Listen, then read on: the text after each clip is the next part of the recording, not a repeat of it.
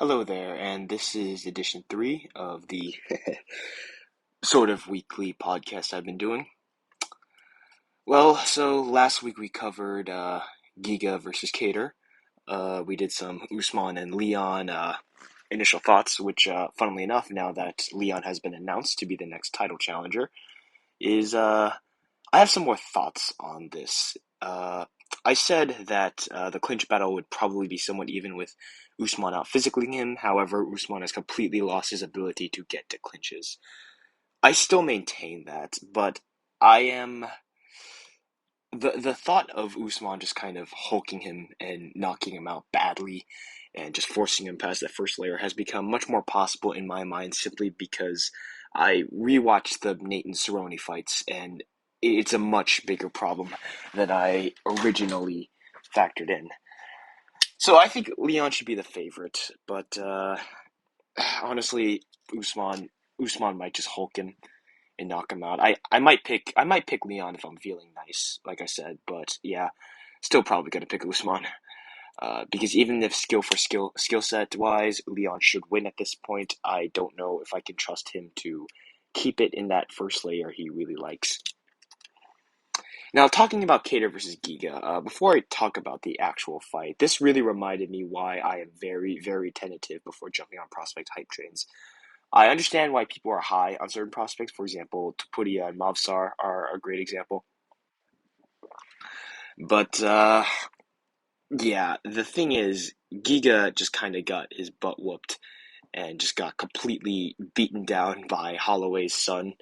It's it really confuses me that people say, "Oh, well, wait till this guy becomes champ." Well, you haven't seen him, do anything crazy yet. I mean, freaking Giga's ringcraft looked great against everyone. Something I pointed out. But I did not expect him to completely fall apart when a durable boxer just ran straight at him. Because that fight, Calvin Kattar is a really, really bad pressure fighter.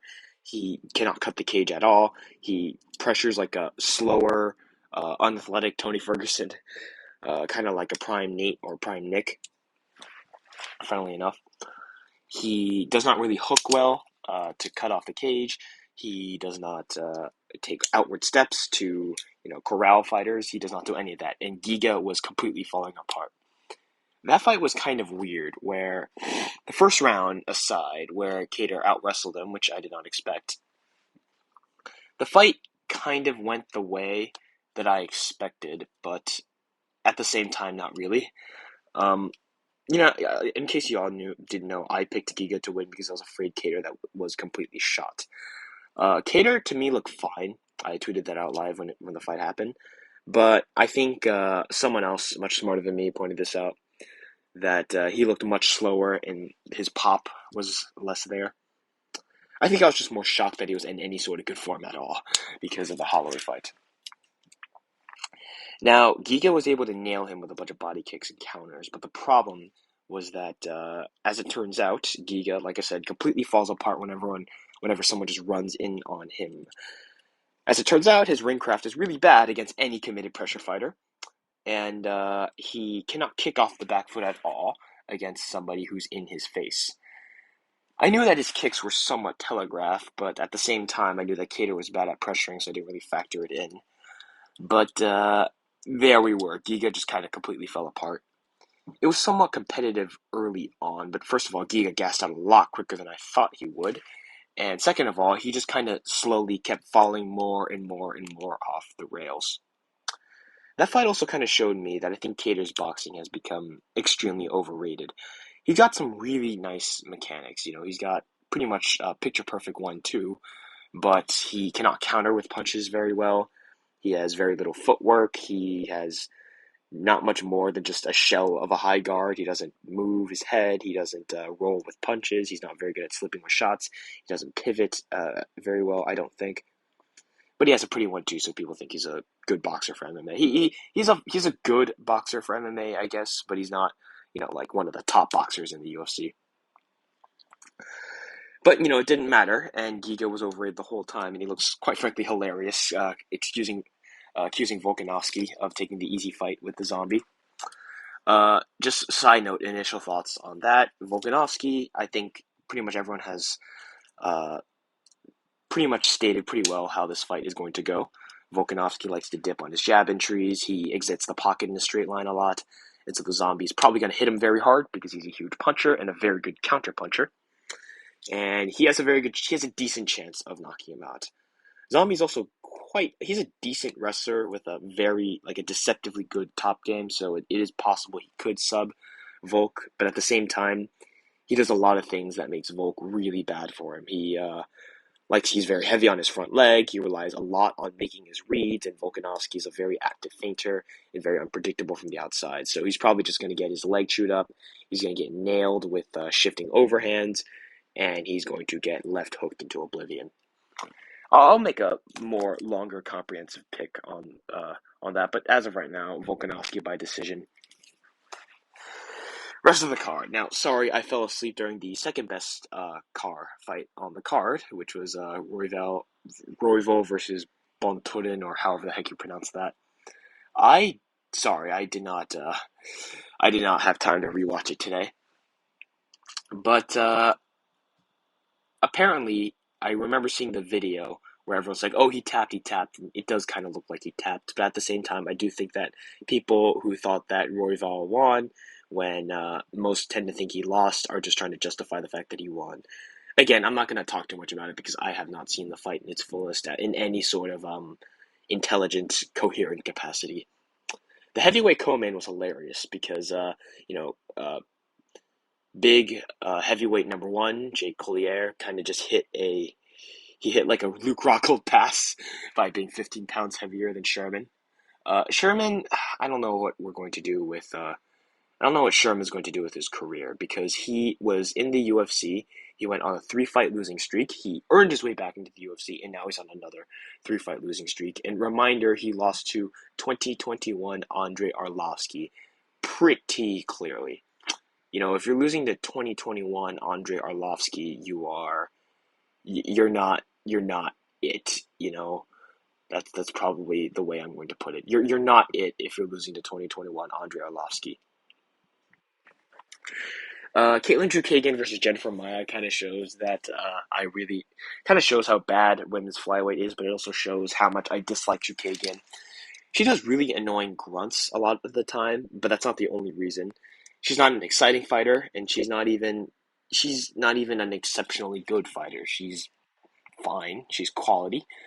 She's an alright grappler at times, but that's kind of it. She's just super long and just scores. I remember saying that he's quite fun. No. What did I say? Oh yeah. She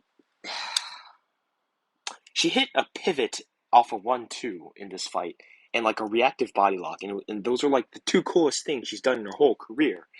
But those are things that someone like Jose Aldo or Brandon Moreno do in like every single fight.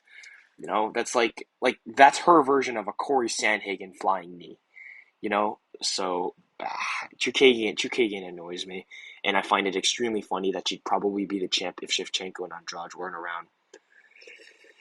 Now, next thing I would like to talk about is Ilia Topuria's new opponent. Now, I have not seen too much of him. I'm going to have to actually research him. I'm very sorry to all of you. He looks fine. Kind of a meh record. I'm looking at it right now. Lost to Arosa, but won over Andre Ewell. I am thinking that it's probably going to be a Topuria win just because I've seen more of him, and what I have seen of Charles Jourdain isn't that impressive compared to Topuria. And I'm sorry if I'm really off here. I just simply have not seen enough of Charles Jourdain to make a more comprehensive pick. I'll probably save it until I have another time to talk about, but whatever. It's next week anyway. Speaking of next week, Ngannou versus Gane, I've already made an entire podcast about it, but I have more, how do I say it? I have more thoughts on it. I would actually give Gane, I think Gane has a slightly better chance than I originally thought. I was originally, almost completely sure that Ngannou was going to Hulk him, and I still think that, but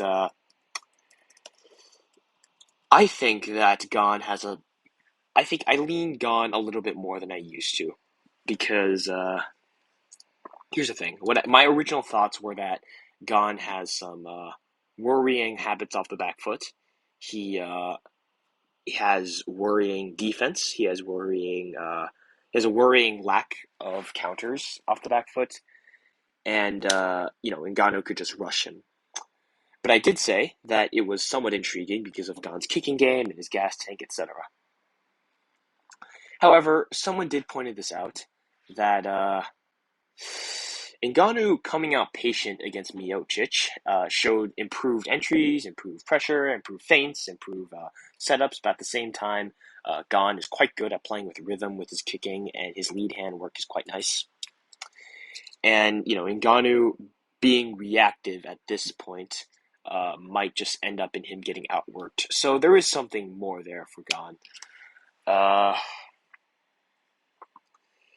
At the same time, I am just too scared that Ngannou is just going to blink him, so that's still going to be my pick.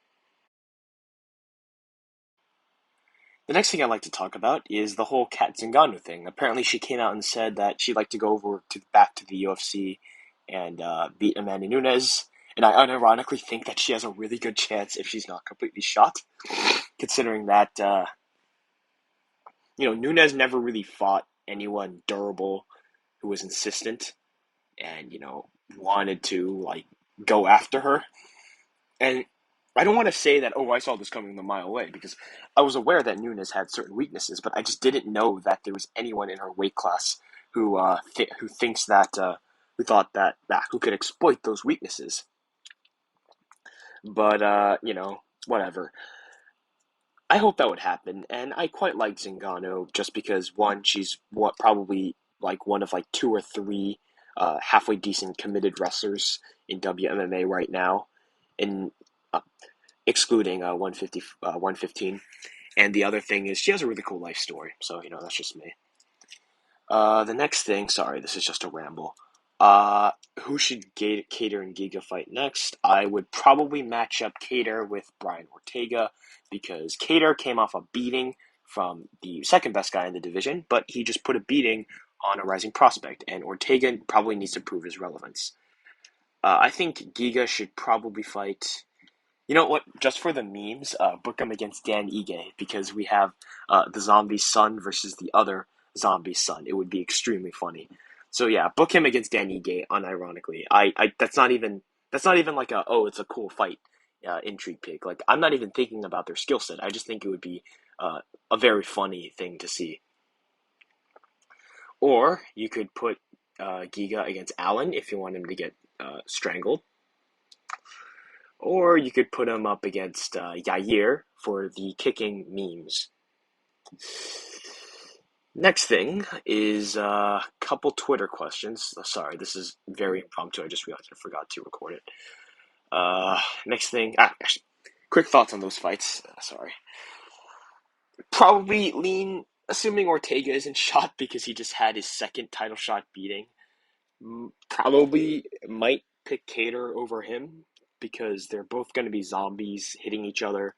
Ortega's a very poor wrestler, but he's a very dynamic finisher. But at the same time, so is Giga, and Ortega hasn't really been able to dynamically on the feet. So I'm not talking on the ground, but on the feet, he hasn't been able to dynamically finish anyone, who I would consider cream of the crop. Frankie Edgar, it was more okay. Edgar's old. Zombie, he rocked him pretty good, but Zombie's also kind of getting up there in the age. So I might pick Kattar, because Ortega, like I said, is not a very good wrestler. And Kattar still seems pretty durable, and he still hits pretty hard, and he's still pretty snappy. Neither of them are really master counterpunchers, but Ortega feinting a lot. If Ortega comes out with a similar plan like he did against Zombie, feinting a lot, trying to stay unpredictable, he could really fuck Kattar up, because Kattar, like I said, cannot pressure and cannot counterpunch that well at all. He can counter elbow fine, but he can't counterpunch very well. So yeah, I might lean Kattar, or I would just say, okay, Ortega snatches up his neck. Giga versus Ige, I do not care. I'm not going to think about that fight right now. Now I have one question, which is related to Giga, which is from my good friend SST1I7. How shit are Giga's boxing skills? Seems like he just relies on speed. Well, like I said earlier, Giga's ringcraft encounters look fine against everyone who until a durable boxer ran straight at him. So his footwork is really bad. He like progressively fell apart more and more and more and more as the fight went on, until he was just getting beaten up more and more and more. And his counters just got worse and worse and worse. He can counterpunch okay, but he has really bad mechanics. He just kind of leads with his head, almost like Askren, but he's just way faster than Askren and way more powerful than Askren. So Giga's a really bad boxer for MMA. Like I said, he just has some cool kicks, and he's okay off the back foot against bad people. So you are kind of right. You said, he just relies on speed. He does kind of just rely on speed. Honestly, though, this just popped into my head. Maybe just make him Zabit's comeback fight. That'd be pretty funny. Might lean Zabit. I don't know. Actually, yes, Zabit would destroy him because he just sub him. If Kattar is taking you down, Zabit is going to sub you. Now, all in all, I think it's cool that Kattar got destroyed in the first event of 2021 and proceeded to destroy a guy in the first event of 2022. Really emphasized that both Volk and Max would completely destroy Giga Chikadze, which is why Giga should get the title shot over Zombie. Thank you very much. And yep, that was the podcast. I am very sorry if this was bad. It probably is very bad. It was impromptu. It's short. Love you. Bye. Thanks for listening.